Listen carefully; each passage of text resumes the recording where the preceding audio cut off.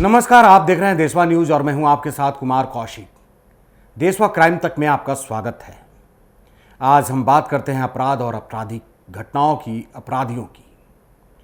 बिहार में अपराधियों का मनोबल इस कदर बढ़ा हुआ है कि सरे बाजार, सरेआम, दिन दहाड़े वो घटनाओं को अंजाम देते हैं और पुलिस को चकमा दे करके गायब हो जाते हैं। पुलिस हाथ मलती रह जाती है। पुलिस बाद में उन लोगों को गिरफ्तार भी कर लेती है तो सफाई देती नजर आती है। बेतिया के नावाडीह और नावाडीह के डुमरी पंचायत के अहरौली गांव का ये पूरा मामला है, जहां पर आज एक अपराधी जो बाइक पर सवार होकर के आता है और वहां के वार्ड सदस्य को गोली मारता है। गोली मारने के लिए बताया जा रहा है कि किसी और को आया था, लेकिन सामने वार्ड सदस्य पड़ जाता है और वार्ड सदस्य को राजा बाबू पटेल नाम के वार्ड सदस्य के ऊपर वो फायरिंग झोंक देता है और इस गोलीबारी में राजा बाबू पटेल के गर्दन में गोली लग जाती है। वो जख्मी हो जाते हैं। फिर उसको पकड़ने की प्रक्रिया की जाती है, प्रयास किया जाता है। वो वहाँ से गोली मार करके फरार होना चाहता है। भागने के क्रम में वहाँ के स्थानीय ग्रामीण जो हैं वो शोर सुनते हैं और शोर सुन करके उस अपराधी के पीछे लपकते हैं, दौड़ते हैं। अपराधी डर जाता है और डर में और आवेश में वो फिर फायरिंग करना शुरू करता है और जो लोग उसके पीछे दौड़ करके आते हैं उन लोगों के ऊपर भी वो गोलीबारी करने लगता है, फायरिंग करने लगता है, जिसके कारण उनमें से भी 3 लोग घायल हो जाते हैं। कुल मिलाकर इस प्रकरण में 4 लोग घायल हो जाते हैं, जिनको गंभीर स्थिति में स्थानीय अस्पताल में पहुंचाया जाता है। इसी बीच स्थानीय पुलिस को यानी कि नावाडीह थाना को सूचित किया जाता है। पुलिस जो है त्वरित वहां पर पहुंचती है। वो भी घेराबंदी करती है अपराधी को पकड़ने के लिए। लोगों के मशक्कत के बाद पुलिस के पहुंच से पहले ग्रामीणों के हत्थे चढ़ जाता है वो अपराधी को जम करके पीट दिया जाता है। इस बीच जो है अस्पताल में इलाजरत वार्ड सदस्य राजा बाबू पटेल से भी पूछताछ होती है। उनसे पूछा जाता है कि उनके साथ क्या कुछ घटना हुआ। वो बताते हैं कि किस तरीके से वो आता है, फायरिंग करता है, फिर मैं खड़ा हो जाता हूँ और इस तरीके से वो अपनी पूरी घटनाक्रम को बता देते हैं। और इधर उस व्यक्ति अपराधी से पुलिस पूछताछ करती है।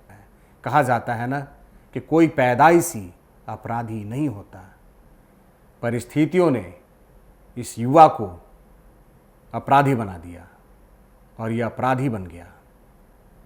इस युवा का नाम है रंजीत पटेल और रंजीत पटेल वहां पर बदले की भावना से गया हुआ था। रंजीत पटेल के बारे में वहाँ के एसपी जो हैं, बेतिया के एसपी उपेंद्र नाथ वर्मा बयान दे रहे हैं। जब पूछताछ में जो बातें खुल करके सामने आई है उस पर उपेंद्र नाथ वर्मा मीडिया के सामने जो बयान दिए उसके मुताबिक रंजीत और विजय पटेल ये दोनों ममेरे फुफेरे भाई हैं। पुलिस के अनुसार रंजीत पटेल जब छोटा था, महज 10 या 12 साल का रहा होगा, उस समय की ये घटना है। विजय पटेल अपनी मामी को लेकर के फरार हो जाते हैं, यानी कि रंजीत पटेल की मां को लेकर के विजय पटेल भाग जाता है। दूसरी ओर रंजीत पटेल के पिता अपनी पत्नी के भाग जाने के बाद या अपने भांजे के द्वारा अपनी पत्नी को लेकर के भाग जाने के बाद वो आहत होते हैं और उसके बाद वो बच्चे की फिक्र नहीं करते हैं, अपनी दूसरी शादी कर लेते हैं और किसी का रंजीत पर ध्यान नहीं होता है, जिसका रंजीत के दिमाग पर काफ़ी गहरा असर होता है और रंजीत के मन में उसी समय से इन लोगों के खिलाफ बदले की भावना पैदा हो जाती है। और वो बदले की भावना जो है, जैसे जैसे रंजीत की उम्र बढ़ती है वैसे वैसे वो बदले की भावना भी गहरी होती जाती है, बड़ी होती जाती है। और आज जो घटना हुई उसी पिछली घटनाक्रम के रिजल्ट के रूप में आज भी पुलिस जो है, अभी उपेंद्र नाथ वर्मा का जो बयान आया हुआ है एसपी बेतिया का, उनके द्वारा कहा जा रहा है कि हम लोग कोशिश कर रहे हैं ये भी जानने के लिए कि रंजीत की माँ किस हालात में है, वो कहाँ है, किस स्थिति में है। ये सारा कुछ पड़ताल होगा और खुल करके सामने आएगा। तब तक आप लोग देशवा न्यूज़ के साथ बने रहिए इसी तरीके के देश दुनिया की तमाम खबरों के लिए। तो अब तक के लिए बस यहीं तक, फिर मिलते हैं नए मुद्दे नए सरोकारों के साथ। तब तक देशवा न्यूज़ देखते रहिए। अच्छा लगे तो अपना सुझाव देना नहीं भूलिए। नमस्कार। सिर्फ खबर दिखाना देशवा न्यूज का मकसद नहीं, देशवा न्यूज की कोशिश है कि समाज की सूरत बदलनी चाहिए।